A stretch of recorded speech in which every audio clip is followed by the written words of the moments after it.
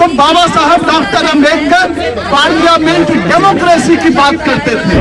तो क्या अगर देश में संसद को म्यूट कर दिया जाए तो इस देश में अम्बेडकर को मानने वाले लोग, बाबा साहब डॉक्टर अम्बेडकर को मानने वाले लोग, संसदीय लोकतंत्र में यकीन रखने वाले लोग, संविधान में यकीन रखने वाले लोग क्या घरों में बैठे रहेंगे? यह सवाल मैं आज पूछ रहा हूं अपने देश के बहुजनों से, SC, ST, OBC समाज के लोगों से। यह पूरी लड़ाई कांग्रेस की लड़ाई नहीं है। अब यह लड़ाई संविधान बचाने की लड़ाई बन गई है। अब यह लड़ाई देश बचाने की लड़ाई बन गई है।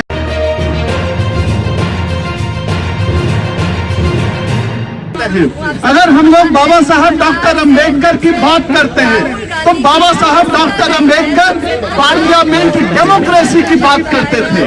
तो क्या अगर देश में संसद को म्यूट कर दिया जाए तो इस देश में अम्बेडकर को मानने वाले लोग, बाबा साहब डॉक्टर अम्बेडकर को मानने वाले लोग, संसदीय लोकतंत्र में यकीन रखने वाले लोग, संविधान में यकीन रखने वाले लोग क्या घरों में बैठे रहेंगे?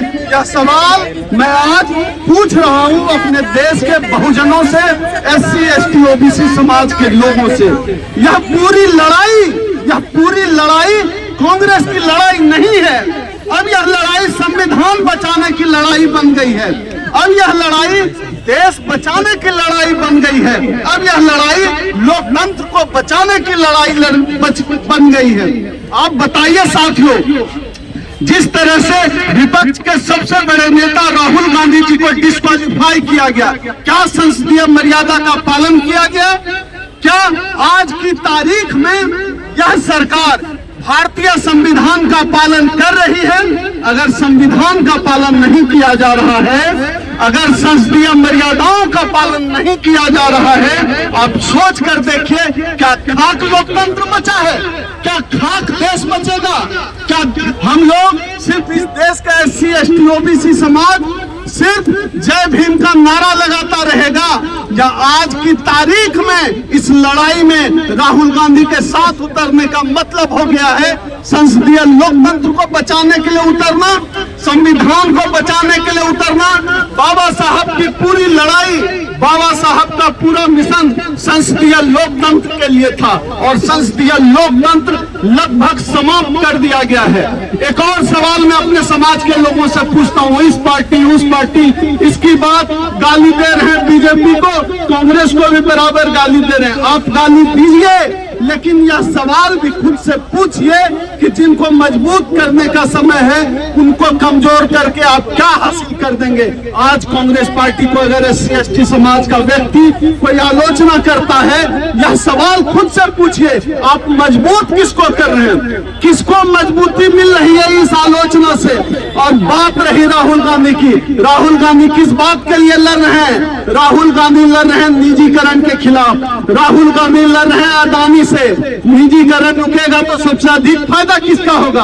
अगर SC, ST समाज बहुत स्वार्थी होकर भी सोचे, तब भी सोच कर देखिए कि यह लड़ाई, पूरी लड़ाई पूंजीवाद के खिलाफ लड़ाई है, पूरी लड़ाई निजीकरण के खिलाफ लड़ाई है। जो लड़ाई SC, ST, OBC समाज को लड़ना था, उस लड़ाई को आज राहुल गांधी लड़ रहे हैं। मैं नहीं कहता कि कांग्रेस पार्टी के साथ खड़े रहिए, मैं नहीं कहता कि राहुल गांधी के साथ खड़े रहिए, लेकिन संविधान के साथ तो खड़े रहना पड़ेगा, लोकतंत्र बचाने के लिए तो खड़े रहना पड़ेगा, संसद बचाने के लिए तो खड़े रहना पड़ेगा।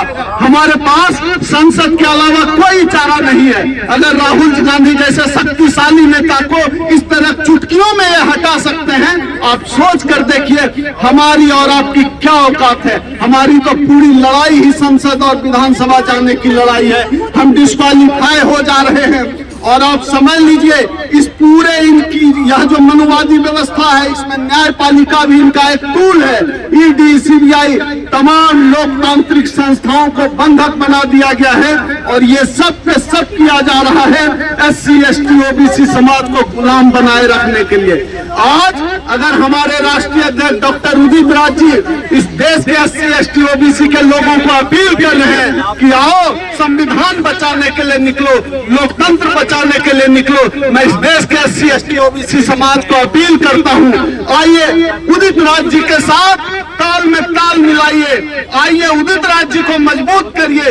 यह लड़ाई उदित राज जी को मजबूत करने की लड़ाई नहीं है। अगर आप उदित राज जी के साथ खड़े होते हैं, उनकी लड़ाई के साथ खड़े होते हैं, तो बाबा साहब के मिशन के साथ खड़े होते हैं, संविधान बचाने की लड़ाई में आप खड़े होते हैं।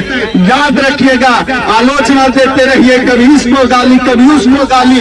आपके पास बच गया है घंटा, और वो घंटा बजाने का भी एलिजिबिलिटी आपके पास नहीं है, क्योंकि जब मंदिर जाते हैं घंटा बजाने तो आपको पीट कर भगाया जाता है।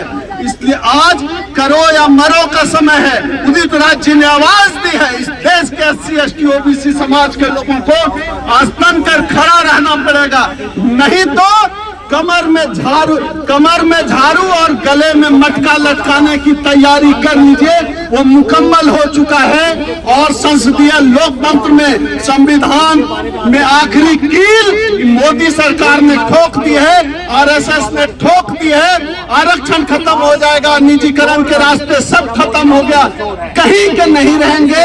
SC ST OBC समाज के लिए आखिरी चेतावनी का दौर है, आखिरी चेतावनी का समय है। वह आखिरी चेतावनी मैं आज अपने समाज के लोगों को दे रहा हूं। आइए लड़िए, आपके पास लड़ने के अलावा कोई रास्ता नहीं है, क्योंकि इस देश में आपने पानी पीने का हक भी लड़ाई करके हासिल किया है। इसी के साथ अपनी बात समाप्त करता हूं। क्रांतिकारी जय भीम, जय भीम, जय भीम।